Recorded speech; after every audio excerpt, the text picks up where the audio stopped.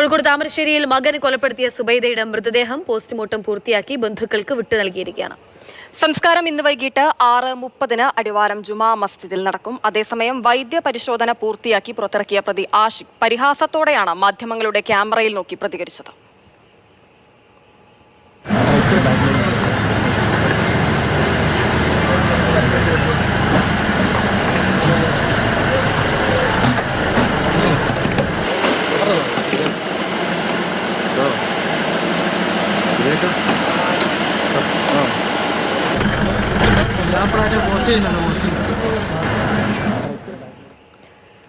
ഇംതിയാസ് കരീം നൽകും വിവരങ്ങൾ. ഇംതിയാസ്, തെറ്റ് ചെയ്തിട്ടും യാതൊരു കുറ്റബോധവുമില്ലാതെ ഒരു കൂസലുമില്ലാതെയാണ് പ്രതി പുറത്തേക്ക് ഇറങ്ങി വരുന്നത്.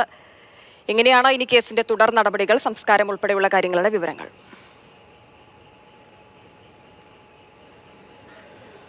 ഹിമ, മകൻ ആഷിഖ് സുബൈദയെ വെട്ടിക്കൊലപ്പെടുത്തിയ സംഭവത്തിൽ ഇപ്പോൾ പ്രതി ആഷിഖിൻ്റെ മൊഴിയെടുക്കലും അതുപോലെ തന്നെ വൈദ്യപരിശോധനയുമൊക്കെ നേരത്തെ കഴിഞ്ഞതാണ്.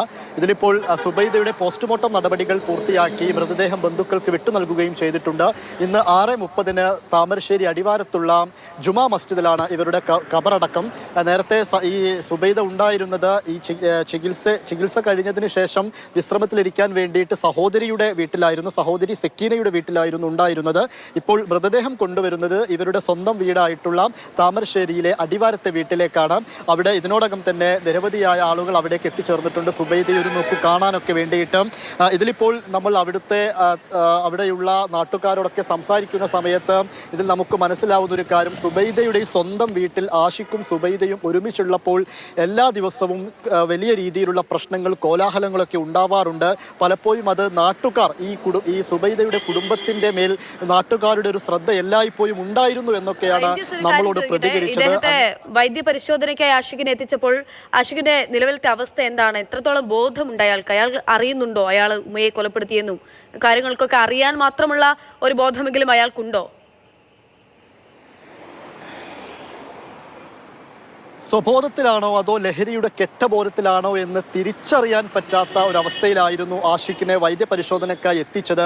കാരണം നമ്മൾ നേരത്തെ ദൃശ്യങ്ങളിൽ കണ്ടതാണ്, ഈ ആഷിഖിനെ ഫോറൻസിക്കിലേക്ക് ഇവ വൈദ്യപരിശോധനയ്ക്ക് കയറ്റി അത് എല്ലാം പൂർത്തിയാക്കി പുറത്തിറക്കുന്ന സമയത്ത് വളരെ സുരക്ഷിതമായിട്ടായിരുന്നു പോലീസ് ആഷിഖിനെ പിടിച്ചിരുന്നത്.